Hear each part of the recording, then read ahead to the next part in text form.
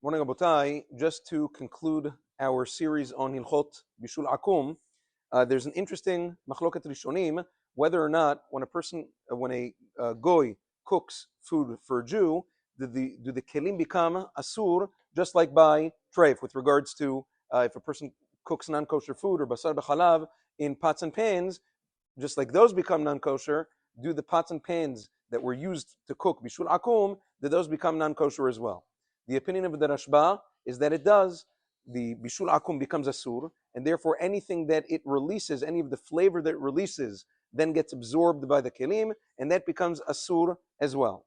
The Rosh and other poskim are meken. They say no, only the food is asur. The kelim are mutar. If you look in Shulchan Aruch, the very last saif in Yored Asiman Kuf Yud Gimel and Chot Bishul Akum, the Shulchan Aruch paskins la'alacha that like the Rashba, that it is asur. The kelim are asur, and it requires haga'ala, just like by any other treif vessels. A person would need to do haga'ala or libun, torching or purging it in boiling water. So too over here, a person would need to do the same.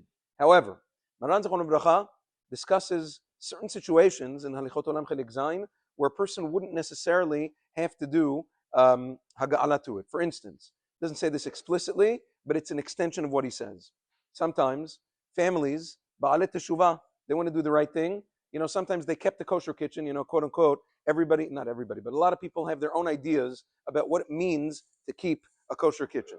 So now they kept the kosher kitchen, they bought kosher food, hopefully they separated between meat and dairy, all good. But they weren't always so careful with regards to bishul akum. A lot of people, they have maids at home, they have all sorts of help, and they cook a lot.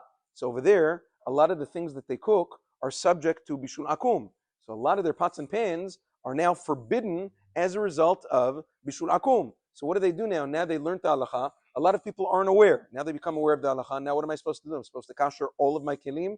So preferable answer is yes. But there is room for kula over here, especially for ba'alet teshuvah, which is, as we spoke about yesterday, first of all, the opinion of some poskim, Rabbeinu Abraham ben David Ba'al HaTosfot, says that bishul akum doesn't apply in a Jew's home or establishment. So over here, first of all, you have one tzeruf. This is done in a Jew's home.